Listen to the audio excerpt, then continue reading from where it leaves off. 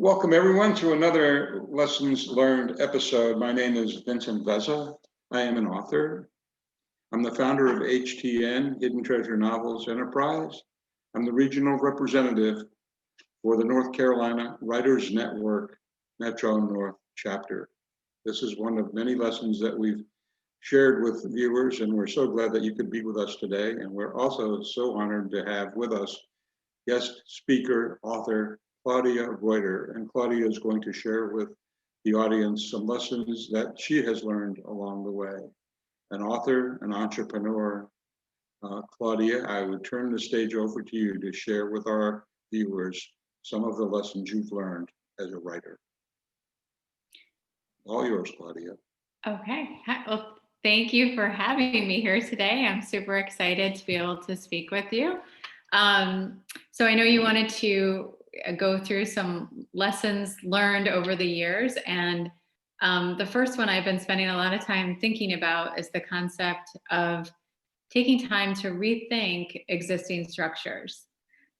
We all make decisions every day based on the structures that have been set by others, namely the way in which our corporate day is spent from 9 to 5, the way in which the school day is set up from 8 to 3, the time in which you go to, and the journey that people are expected to take through school all the way through higher education and into their corporate experience.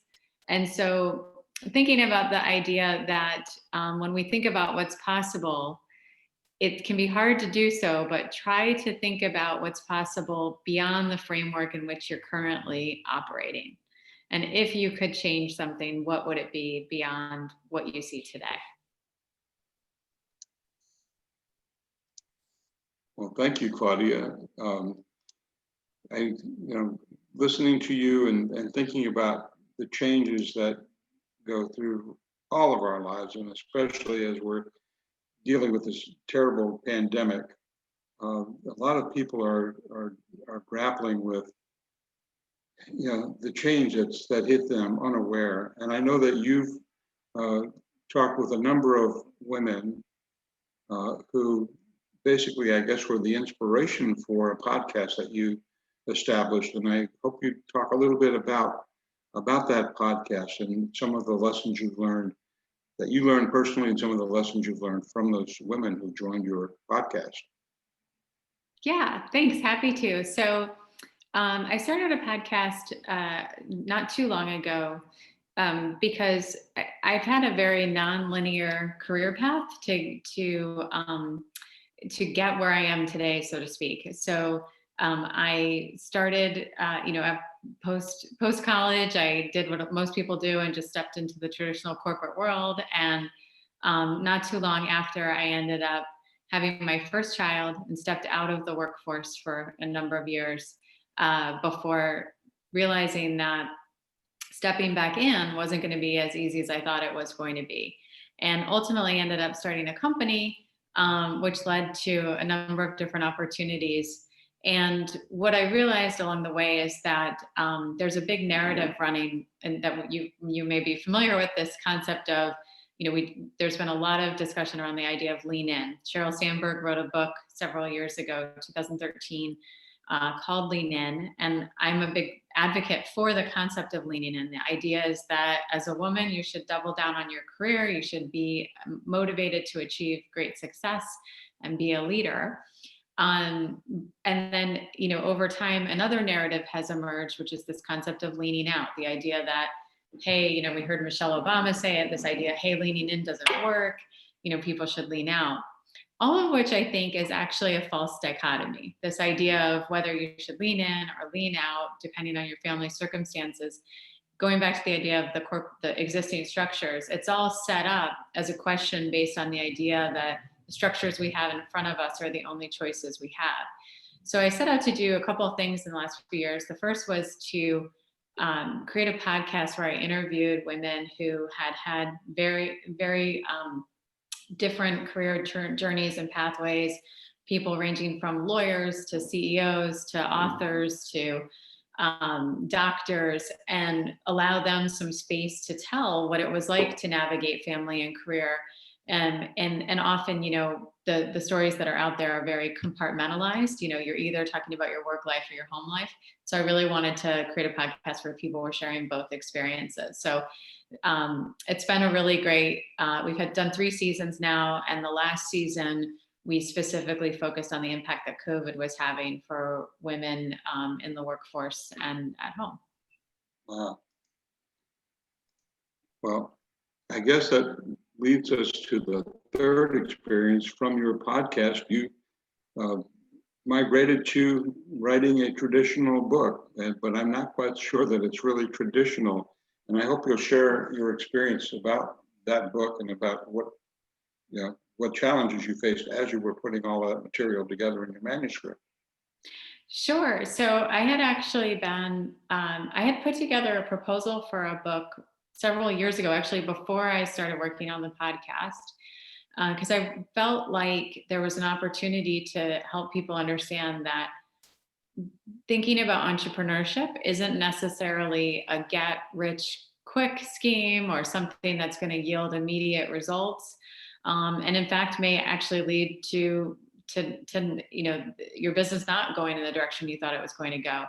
But by taking those steps and by thinking about what's possible, you have an opportunity to rethink and reshape the way in which we work and the way in which we experience our lives.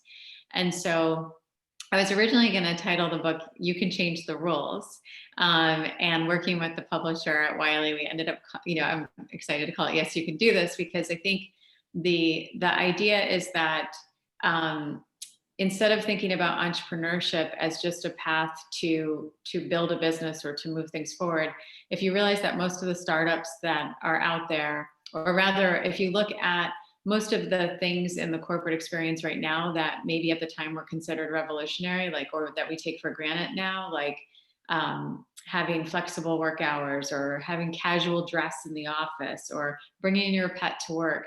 These were all things that entrepreneurs thought of to attract top talent to their companies.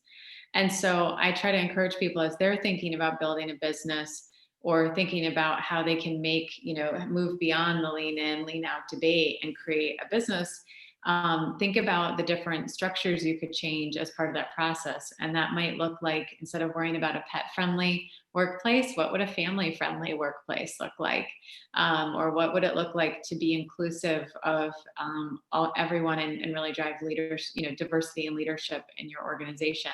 So the book is really 2 parts. One, it's designed to break down some of the unconscious bias and challenges that women often face throughout their careers, and put that into a description of narrative. It's fictional characters who basically you can see different archetypes of roles that people have in our society. And then each chapter lays out, through their experience, an example of a challenge. And then the second half of each chapter gives you a tactical, practical takeaway and way that you could actually build something in your regular life. Wow. By the way, I love the book. I've read that several times and had so many ideas that I'm trying to share with the women in my life. But I think it goes beyond that, and it really is. There's ideas in there. There are suggestions that apply to men and women. So I really commend you for the book and the work you did there. But I also want to have you share a little bit about the fourth lesson, that you are more than just an author, and of course that's an important thing. But I know you do a number of speaking engagements. There's other ways you reach out to share your message. Could you share a little bit about those with the audience? Sure. So, part of my work, I work for an organization called Techstars, where I am responsible for accelerators where we make investments in early stage startups, and I'm responsible for what's happening on the East Coast. But part of my role there is to engage with as many different groups of people as I can to help them understand what's possible through entrepreneurship and in other ways. And so actually, even prior to joining Techstars, I was doing a number of speaking events on panels and either being a member of a panel or going out and doing a keynote. I saw you had a picture up of an event I just did last week that was focused on entrepreneurship up in Canada. Claudia, I have to ask you, in this day of COVID, are you still going out meeting with people in person, or is this all happening on Zoom? How do you handle all that? Unfortunately, it's all happening on Zoom right now. Pre-COVID, I was doing quite a bit of traveling. I'm excited to be able to see people in person again at some point, but for right now, we're doing everything virtually. I actually just did a panel last week with 3 of my colleagues on another app called Bizaboo, I believe it was called. And so that was for an innovation event. And then the event for Canada was on Zoom. So. Oh my, the whole world is becoming a Zoom call. Yeah. It is just incredible. Well, I'm honoring the time our audience is, and I hope really inspired by your ideas and your story. This is part of your story. I know you have so much more to tell. I hope you're going to have additional books coming out. Are there any final words that you have for writers out there, for entrepreneurs out there, for people who would want to be a writer or be an entrepreneur? I would actually just encourage people, if you want to do something, just do it.